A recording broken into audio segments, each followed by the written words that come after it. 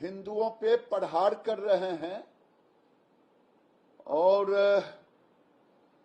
एक Harvard university का report है, उसमें दिखाता है कि आज 13-14 साल से जब हमारा कोई धार्मिक शोभा यात्रा निकलता तो ये पत्थर फेंकते, चाहे हनुमान जयंती हो, चाहे रामनवमी हो, चाहे अन्य शोभा यात्रा हो, कभी तलवार चलाते, कहीं गोली चलाते। लेकिन आज तक हिंदुओं ने उनके तजिया पर आजादी के बाद से लेके आज तक नहीं किया है। ये हिंदुओं के सब्र की परीक्षा न ले। सर, वीआईपी के जो नेता है मुकेश सहनी, उनके फादर की हत्या कर दी गई है, लेकिन इसके ऊपर आरजेडी और बाकी जो पॉलिटिकल पार्टीज है सरकार पे हमलावर हो रही है। कैसे देखते हैं जो घटना हुई है? देखिए, ये राजनीति का विषय नहीं है। मुकेश सहनी बिहार के एक राजनीतिक नेता हैं।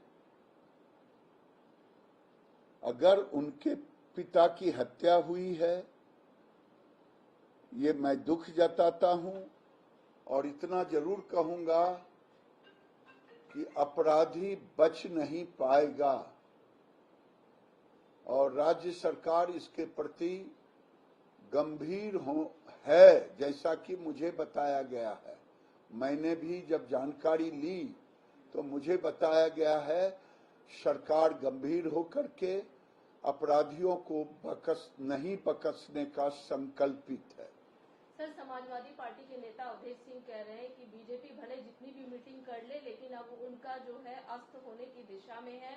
कुछ नहीं होने वाला, कम्युनिज्म के आधार पर देश नहीं चलेगा, इस तरीके से धर्म के आधार पर राजनीति नहीं चलने वाली है। क्या कहेंगे? कॉन्स्टिट्यूशन और यही अगर सामाजिक धर्म परिवर्तन हो, अखिलेश यादव की जुबान खुले नहीं, अगर उसके खिलाफ गिरिराज बोले तो ये कम्युनलिज्म होगा, और तो ये हमें बर्दाश्त नहीं। और गलतफहमी में समाजवादी नेता नहीं रहे।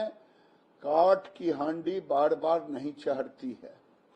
सर, एक दुखद खबर है, जिस तरीके से 4 आर्मी के जवानों को टेररिस्ट हमले में उनकी शहादत हुई। क्या कहेंगे इस पूरे विषय को लेकर? देखिए, हम सब दुखित हैं। कांग्रेस कभी सेना के शौर्य पर प्रश्न चिन्ह खड़ा करते हैं, लेकिन आज अगर हमारे जवान शहीद हुए हैं तो हम सब दुखित हैं।